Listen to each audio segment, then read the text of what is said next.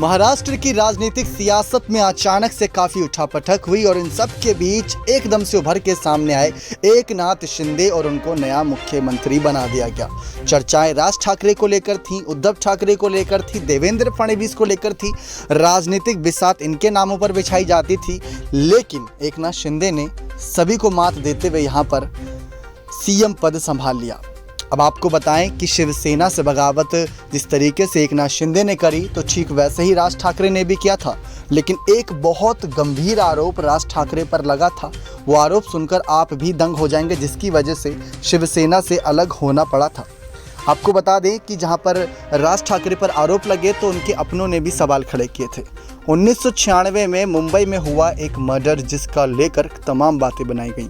जी हाँ, इस घटना ने राज ठाकरे की शिवसेना में नैया डुबो दी। हालांकि उद्धव के पार्टी में आने के बाद उनकी हैसियत कमज़ोर होने लगी थी, लेकिन इस मर्डर ने राज का चैप्टर ही करीब करीब शिवसेना में क्लोज कर दिया।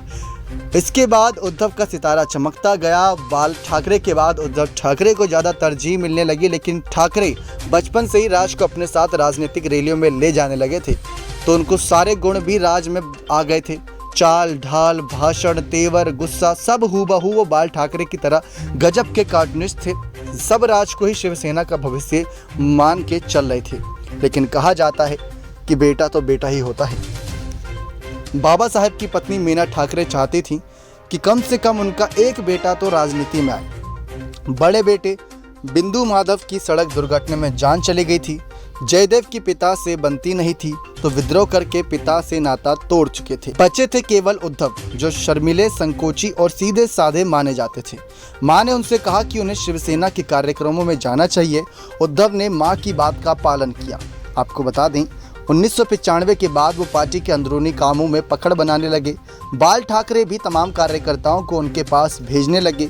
1997 के बीएमसी चुनाव में तमाम टिकटें उद्धव के मन के बांटे गए। इससे राज ठाकरे नाराज भी हुए।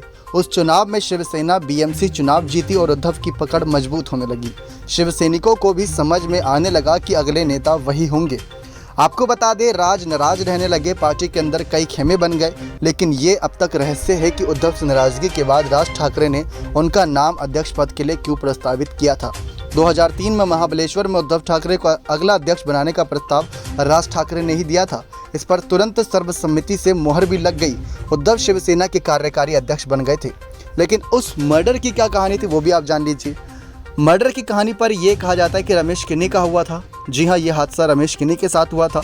1996 में यह हत्या हुई। रमेश मिडिल क्लास आदमी से थे। कथित तौर पर शिवसेना के लोग उनका फ्लैट चाहते थे। रमेश को धमकाया गया।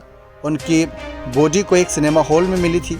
रमेश की पत्नी शीला ने राज पर बहुत गंभीर आरोप लगाया। मामला सीबीआई में गया। राज से पूछताछ हुई, हालांकि वो बच गए, लेकिन फिर इसके बाद उन पर आरोप लगते चले गए और उनकी उल्टी गिनती शुरू हो गई।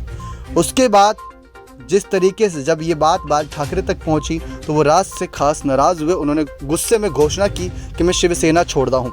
फिर उन्हें मनाया गया, वो मान गए, लेकिन राज ठाकरे के लिए उल्टी गिनती शुरू हो गई, जो फिर राज ठाकरे की पार्टी छोड़ने के साथ खत्म हुई। तो किस तरीके से मां के एक किए हुए वादे के साथ उद्धव ठाकरे आगे गए। मां के कहने पर उद्धव ठाकरे ने राजनीति में फिर सक्रिय हुए और राज ठाकरे को बड़ा झटका लगा। ये बहुत बड़ा खुलासा अगर देखा जाए, क्योंकि जिस तरीके से अगर राज ठाकरे उद्धव ठाकरे एक ही पार्टी में होते तो क्या कोई और पार्टी इनको टक्कर दे पाती। खुद सोच के देखिए कि राज और उद्धव एक ही पार्टी में शिवसेना में होते और बाल ठाकरे के विचारों पर चल रहे होते दोनों भाई, तो किस तरीके से पार्टी की दिशा यहाँ पर बदलती जाती। लेकिन यहाँ से एक बड़ा कदम उठाया गया था। नेक्स्ट 9 न्यूज़ रूम की रिपोर्ट।